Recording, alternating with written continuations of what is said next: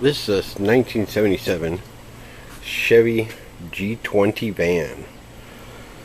I picked it up maybe, I think in January.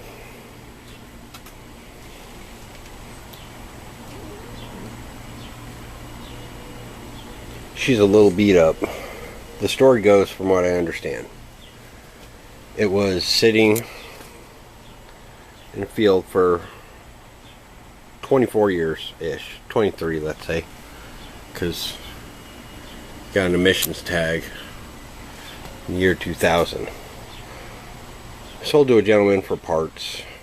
Has a good engine, good transmission, but as you'll see here soon, she sure ain't the prettiest thing. I've done quite a bit to get it roadworthy, let's call it, and it still needs a bit more, but I just kind of wanted to go over some of the things we're going to be doing to it, what I've already done to it. What I'm looking to do is share my experiences. I'm not a mechanic. I don't know most of what's going on with everything, but I do these just to kind of keep my hands busy. I like to keep them out of the graveyards too. But this van will be a fun project. When I first got it, it was filled to the brim from the back with soda cans and trash. So I had to get all that pulled out before I could even get in it. It had some really ratty looking seat covers on it. Had to get those out. The gasket on the master cylinder was bad, so I just put a new gasket on there. I ended up having to rebuild the carburetor, which isn't bad. But while trying to take it off, I did snap the fuel line, so I just took a chunk out of it, put a piece of rubber hose on there. I also had to replace the fuel pump. I had to hook up a bunch of hoses. There was a lot of stuff that wasn't even connected. And there's some stuff like this, I'm not even sure what that's supposed to do, but it kind of just goes and dead ends in the front here. You see a little bit of drip because I was checking the coolant and it was still a bit too warm. So of course had to get a battery. I got that from a scrap yard, so that was, I think, $25 or $30, which isn't too bad. On the inside, yeah, it's missing the lat or the push button, so you have to just stick your finger in there. There was no key, so I had to put a new cylinder in, which was a super pain, getting the old one out to actually get that one to sit in. And then I had to do a reverser switch in here, but other than that, that wasn't too bad. I had to do some stuff in the, I don't know if it's called the distributor, I don't remember what it's called, but yeah, there were some shorts and wires cut in there. There was a lot of wires that I've had to replace and clean stuff off. Overall, you can see the seats. This one's not in great condition, but it just kind of is what it is. But this seat cleaned up pretty nice. I had to get the doors, and they weren't wanting to open, so there was a whole lot of PB blaster I had to throw on there. You can see this one's missing the stopping pin to hold it, so it just kind of flops. Not only is this a rust bucket, but it also has a lot of it's been hit. It's been run through the ringers. It was a work van.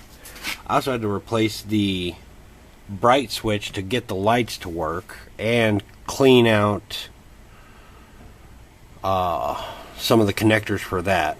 Had to clean the connectors on almost the whole thing. The headliner fell off, so I was able to just bolt this in with the self tapper, but after I did that, got both those working. That is super cool. I will end up needing to take this plywood off, and I'll show you why here in a moment. Because of the big ding. I'm going to see if I can't get that knocked out or something.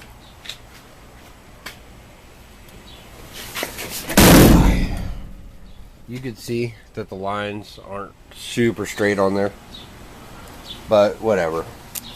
And it's also kind of crunched in right here. Quite a bit of crunch right there. Made it to where the headlight doesn't necessarily point the best, but it does work okay.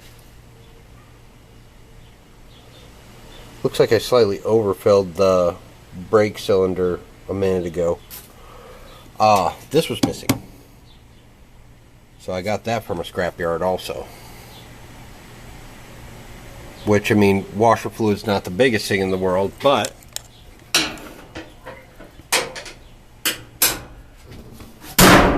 for those of us with newer cars, this may come to you as a shock. But, and I had to replace some wires on that too to get the pumps working. We'll pop this to on and we'll push the wiper button and we'll see if we can get it. It just shoots a straight line.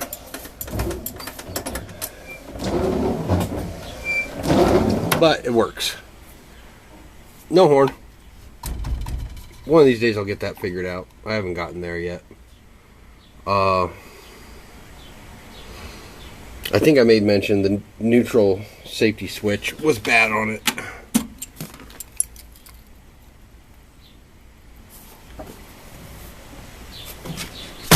Of course, tires were absolutely horrible after sitting for 20 years, but we got those replaced. I also did have to replace the soft hoses on both of the front and in the middle rear. I had to replace the caliper on this on the driver's side because it was, I tried to loosen the bleeder screw and it just snapped off. Then I tried to drill it out and that wasn't happening, so I just replaced the caliper on it. I said I have driven this around. I've probably put a little over 100 miles on it so far, but the mirror was rusted through, rotten, and had no glass in it. So I had to replace that, which I'm probably going to end up replacing this one also, because it's not doing too great. Oh! Yeah, you can see the rubber's barely hanging on. The inside of it really isn't that bad. You know, I'm going to be showing you the rust here in a minute. Yeah, right now it's my mobile toolbox because it's taking up my whole garage. And I've also got parts for another car hanging out in here also. Like I said, cleaned up pretty okay. I do need to take the plywood off at some point. Let me close this.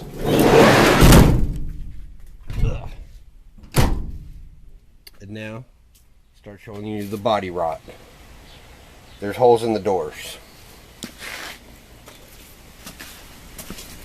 There's chunks missing from there and holes. And a big ding, of course. Holes and holes. And somebody patched that in a very silly way. Holes, more rust. I don't know if you can really see it, but if I put this at the right angle, you could see on the inside of the van.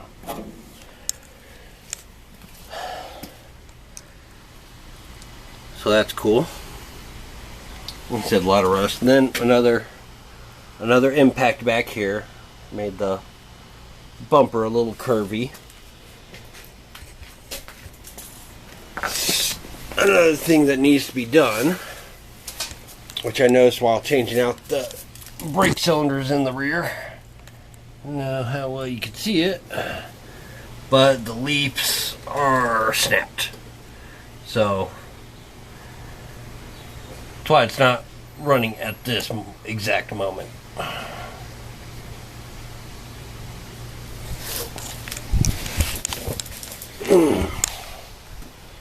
I could probably run it, but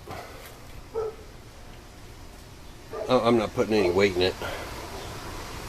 Of course, tons of Bondo or filler, whatever it is, and rust holes.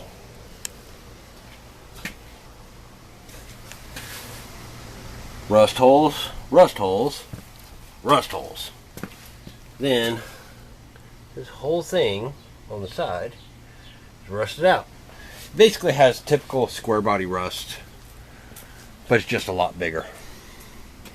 And you know, small little split right here, but I'm not too worried about any of that. I also cannot use the corner mirror or the corner window because it tends to fall off.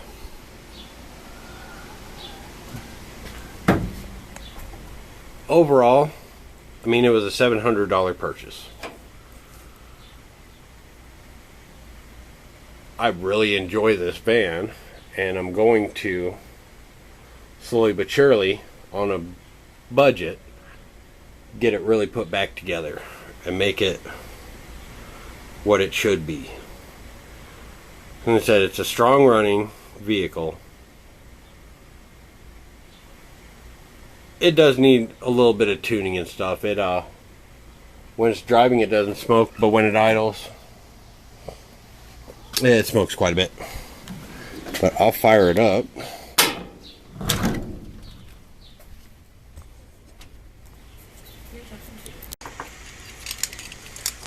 Sorry about that. I accidentally pushed the off button on the camera. But give me just a second and I will. Like I said, I did have it running earlier, so I don't have to pump it at all. But I notice it does have a little bit of a high idle right now. And here momentarily you'll see that it's starting to smoke the place out. Which I don't really want to do, so. But, look.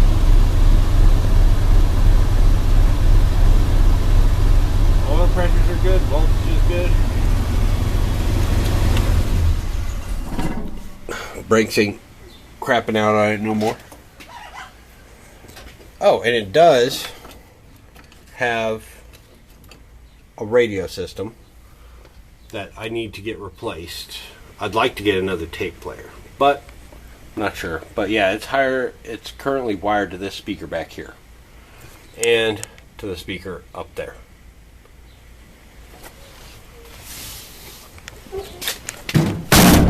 I really lucked out getting this because with it being a 77 3/4 ton, it doesn't have all the emissions controls, which is good.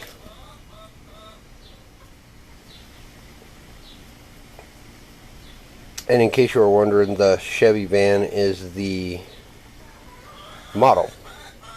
So they have like the Beaumont and all these other weird things. I think it's Beaumont, it might be Bonneville, I don't know. But yeah, it just says it's cargo van. No power windows, no AC. Which, it's alright with me. Like I said, with all the damage in it, the cowl, let me see if I can, yeah, you can see there's a big cut in the bottom. So it just pours hot air in here. Also got a hose for some reason. And chickens if you can't hear them. One of the neat things about this are the seat belts. So you have your stationary seat belt. Then you have your extending seat belt. So instead of just extending all the way across, which I don't know why they did this, you just unbuckle, put it in its little holster. So I will be getting another video together here probably in the next few days. I'm going to make the attempt to patch a lot of these big rust spots with a water heater.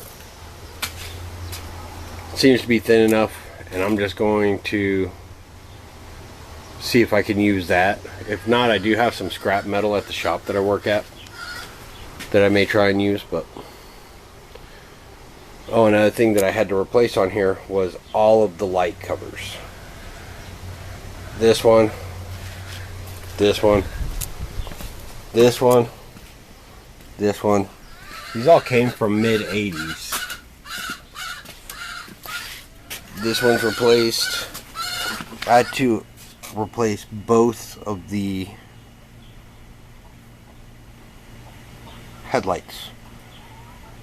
I did not have to replace these, but yeah, all of these are from a mid-80s van. So I look forward to continuing to, as I said, I really want to just make this a really cool van, good function, and do it on a cheap budget. So we'll see how all that works, and I guess that's about it.